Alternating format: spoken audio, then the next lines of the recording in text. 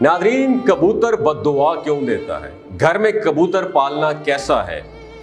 اللہ کے پیغمبر حضرت نوح علیہ السلام نے کبوتر کے لیے امن و سلامتی کی دعا کیوں مانگی تھی؟ حرم شریف کے کبوتر کہاں سے آئے؟ روضہ رسول صلی اللہ علیہ وآلہ وسلم کے کبوتر اچانک مرنے کیوں لگے تھے؟ کیا کبوتر کا پاخانہ پاک ہوتا ہے یا ناپاک ہوتا ہے؟ کبوتر کا گوشت کھانا جائز ہے یا ناجائز ہے؟ اگر کوئی شخص خواب میں کبوتر دیکھے تو اس کی تعبیر کیا ہوگی؟ یہی ہماری آج کی ویڈیو کا موضوع ہوگا، اور آج ہم آپ کو کبوتر کے حوالے سے انتہائی حیرت انگیز معلومات فراہم کریں گے۔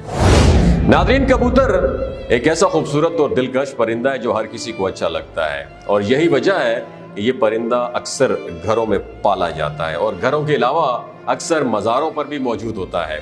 تفسیر روح البیان میں لکھا ہے کہ جب اللہ کے پیغمبر حضرت نوح علیہ السلام کی کشتی جودی پہاڑ پر ٹھہری تو اللہ کے پیغمبر نے پرندوں میں سے کوے کو حکم دیا کہ جاؤ اور زمین کا جائزہ لے کر آؤ کہ زمین پر کتنا پانی باقی ہے، یعنی پانی خشک ہوا ہے یا نہیں ہوا۔ کوا وہاں سے اڑا تو اسے کوئی رستے میں مردار مل گیا، اور کوا اس مردار کو کھانے میں مشغول ہو گیا اور واپس پلٹ کر نہ آیا، اسے اللہ کے پیغمبر کا حکم بھول گیا۔ اس کے بعد حضرت نوح علیہ السلام نے کبوتر کو زمین کا جائزہ لینے کے لیے بھیجا۔ کبوتر زیتون کے درخت کا ایک پتا لے کر حاضر ہوا تو حضرت نوح علیہ السلام سمجھ گئے کہ پانی ابھی بالکل ختم نہیں ہوا۔ اس کے بعد حضرت نوح علیہ السلام نے کچھ دنوں کے بعد کبوتر کو دوبارہ بھیجا۔ جب کبوتر دوبارہ حضرت نوح علیہ السلام کے پاس واپس آیا تو اس کے پاؤں میں کیچڑ لگا ہوا تھا، جس سے اللہ کے پیغمبر سمجھ گئے کہ پانی زمین جذب کر گئی ہے، مگر کیچڑ ابھی باقی ہے۔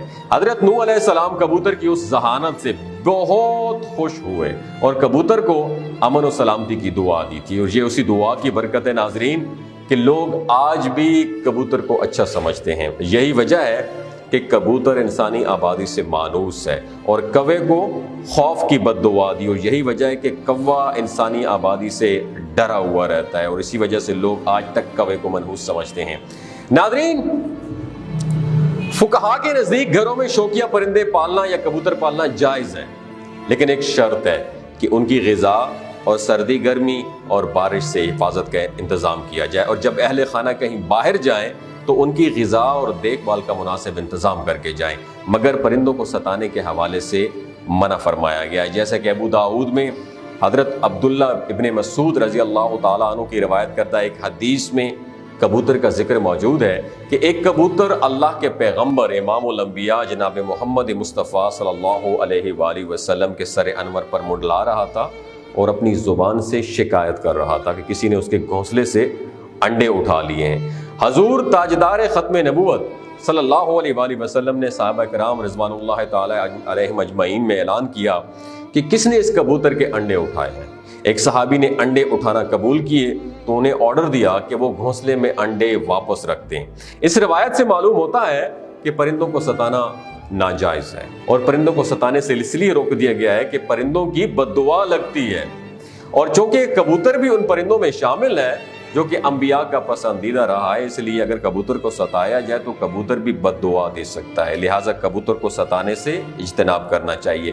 ناظرین، مکہ مکرمہ میں مسجد احرام کے اطراف بہت سے کبوتروں کی تعداد ثواب کی امید سے گندم ڈالتے ہوئے لوگ نظر آتے ہیں ان کو۔ جیسے اس مقدس شہر کی سرزمین پر پاؤں رکھا جائے تو کبوتروں کے جھنڈ لوگوں کو ویلکم کرتے ہوئے دکھائی دیتے ہیں۔ گردنوں کے نزدیک نیلے یا سبز مائل پروں والے یہ کبوتر خاص اہمیت کے حامل ہیں، اس لیے کہ احرام کی حالت میں یا اس کے بغیر بھی کسی طور پر ان کبوتروں کا شکار کرنا جائز نہیں ہے۔ اس کے شکار یا قتل کرنے کی صورت میں فدیہ یا دم واجب آتا ہے۔ ایک روایت یہ ہے کہ یہ کبوتر ان کبوتروں کی نسل میں سے ہیں جنہوں نے رسول کائنات صلی اللہ علیہ وآلہ وسلم کے غار ثور میں قیام کے دوران غار کے دروازے پر گھونسلے بنا ڈالے تھے اور انڈے دے دیے تھے۔ ایک دوسری روایت کے مطابق حرم مکی کی کبوتروں کی نسل کا تعلق ان ابابیل پرندوں سے ہے جو سمندر کی جانب سے آئے تھے، اور انہوں نے اپنے پنجوں میں پتھر اور کنکریاں تھام رکھی تھی تاکہ بیت اللہ کو منہدم کرنے کے ارادے سے آنے والے یمن کے بادشاہ ابرہہ الاشرم کو باز رکھا جا سکے۔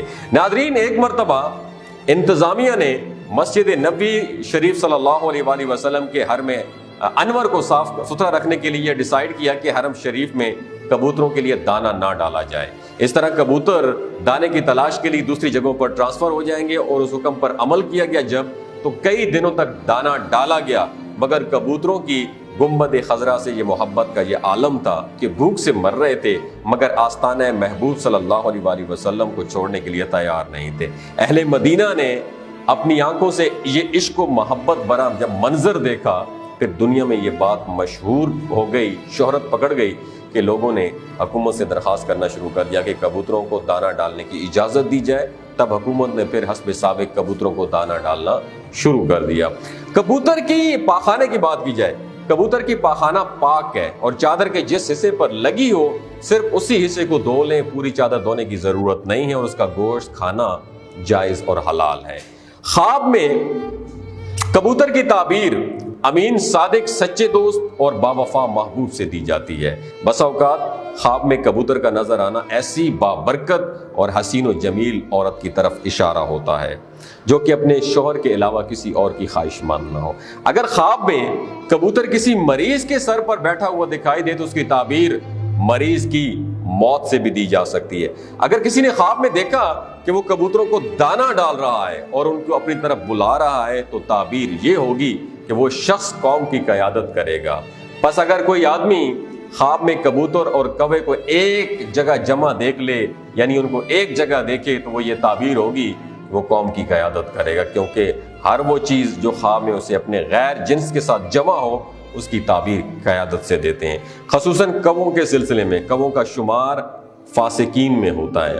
خواب میں کبوتر کی آواز کلام باطل کی علامت ہے۔ دوستو، اگر یہ ویڈیو آپ کو اچھی لگی دوسروں کے ساتھ ضرور شیئر کیجیے گا۔